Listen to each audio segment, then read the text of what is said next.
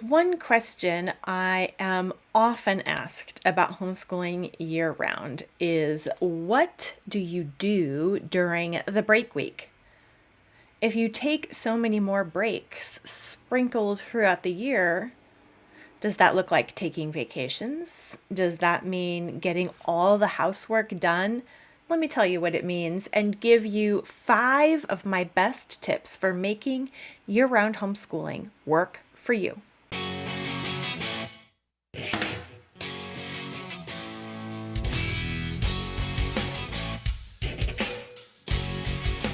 Hi, I'm Mystie Winckler, author of the book The Convivial Homeschool: Gospel Encouragement for Keeping Your Sanity While Living and Learning Alongside Your Kids. I'm a second-generation homeschool mom with 5 kids, 2 sons that have graduated from our homeschool, and 3 that we are still educating at home, including 2 high schoolers. Now, even though we do not technically homeschool year-round like we used to. If you missed that episode, the link will be in the description. It's the episode just previous to this one. We still do have break weeks between our terms. The terms are just longer and we have an actual summer break now. And the question that I frequently get is, what do we do during break weeks? I find that most of the time, both in the homeschool weeks and the break weeks, we get distracted and discouraged by having unrealistic expectations about what we're really supposed to be doing. So let's talk about that. Grab a basket of laundry to fold and let's dig in. So right now, as I'm recording this, it's summer. The perfect time to evaluate how last year went and make better decisions about the upcoming school year. And that might even include changing up how you structure your school year, how many weeks you homeschool, how you divvy those up into terms or semesters, where you put the breaks. And a year-round homeschool schedule is a great flexible option for homeschoolers. Whether you're using a year-round homeschool schedule or a traditional schedule or some variation in between, kind of like we're doing now, which you can hear about what we're doing now in the previous episode if you missed that. But one way or another, you want to go into the school year knowing what you have on your plate, as much as depends on you. Some things get added to our plate in the middle of the school year for sure, and we have to adjust on the fly, but it's much better to adjust a plan than to just make it up as you go along. So after more than 15 years of homeschooling, let me share my 5 best tips for scheduling out your homeschool year, putting it together so that it works for your family. First, you want to plan out that school year, how many weeks will be in your school year, and when you'll take breaks, and how that will all flow. Now, if your life is unpredictable right now, if you have a baby on the way, or you might suspect that somewhere in the school year there could be a baby, or a move, or some other kind of disruption in your life, you might not want to plan the whole school year out rigidly. Instead, choose how many weeks your school year will have, which the government does not get to dictate. You look at where your kids are at and what curriculum you're using and plan your number of homeschool weeks accordingly. Then you can plan what schoolwork goes into those weeks, and you can just work through those weeks one by one, taking a break that's shorter or longer as you need to, depending on what happens in your year. Then you know that you have done adequate work when you get to the end of that list. And really, I know that there are curriculum out there that take like 36 weeks, but somewhere between 30 and 34 32 weeks, somewhere in there is plenty. And no school actually does all the work of any curriculum that they pick. So don't feel like you are obligated to either. In fact, our last school year, we did 29 weeks of school. That was the plan from the beginning, not a let myself off the hook school less than we ought to have. Instead, I looked at what we had and I looked at our year and the various things we were doing and said, you know what? We can do plenty in 29 weeks. And we did. It was a great school year. So choose the number of weeks that you will homeschool. Divide up your readings and your curriculum accordingly.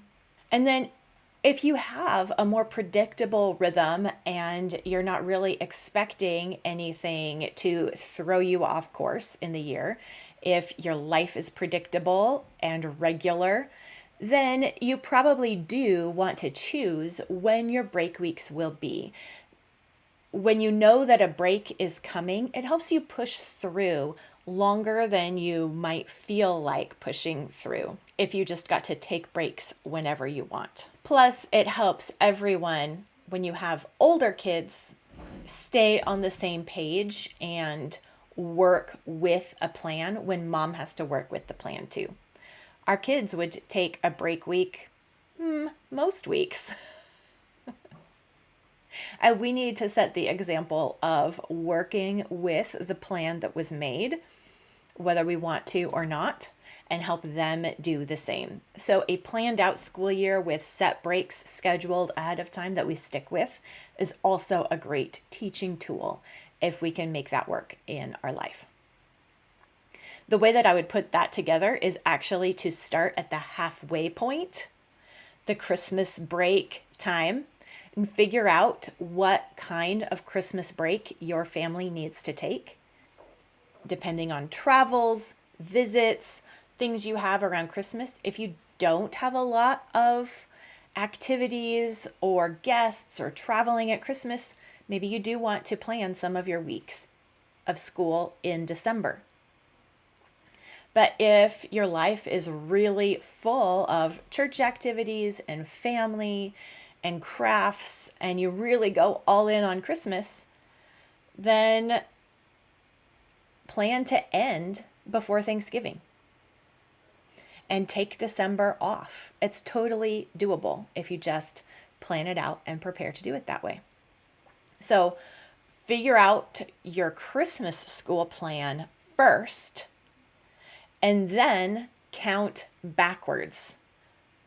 So how many weeks are you planning for your school year? Cut that in half. Fit half of those school weeks before Christmas. Work out where does that put you for a start date. I always start with the Christmas break and count backwards back into November, October. Can I do it backwards?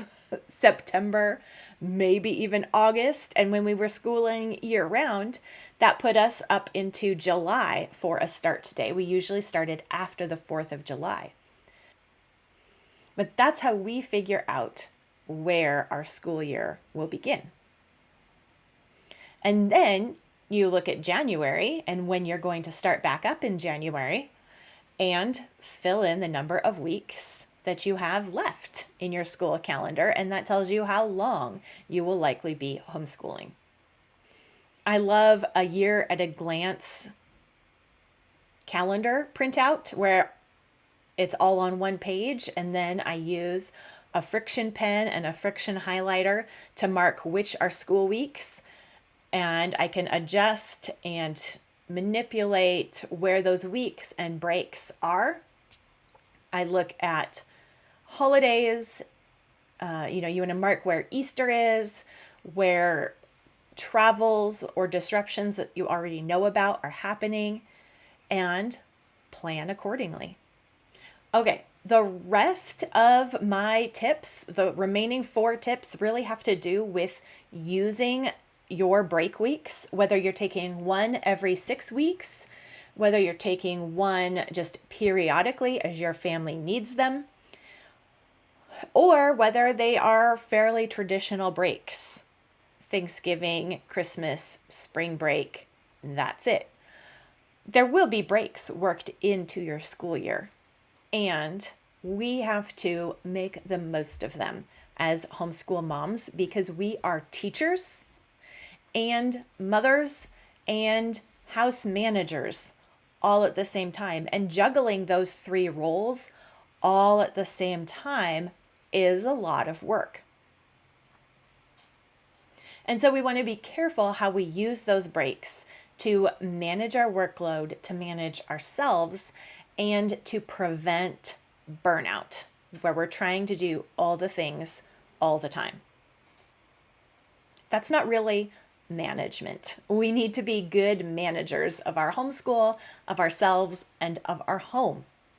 So we can use our breaks to manage our time and our expectations well. So the first thing, this is tip 2, but the first thing that you want to do when you're planning out those breaks is to reserve at least one day as a fun, relaxing day. It could just be a day at the park, meet up with some friends, go on a day trip hike, or have a family movie day. Do something that is fun as a family. Restore those relational connections and really disconnect from the work and take a day of rest in the week. Pick up a coffee and meet a friend at the park with the kids. It doesn't have to be an overboard, elaborate vacation day, but do something fun and relaxing that's totally different than you normally do on a school day. You'll come back to the housework and the homeschooling with a renewed energy and perspective.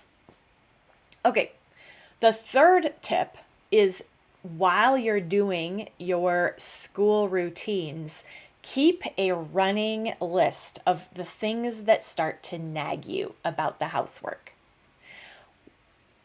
As moms who are homeschooling, we will be distracted by the work that we could be doing that's not the work at hand.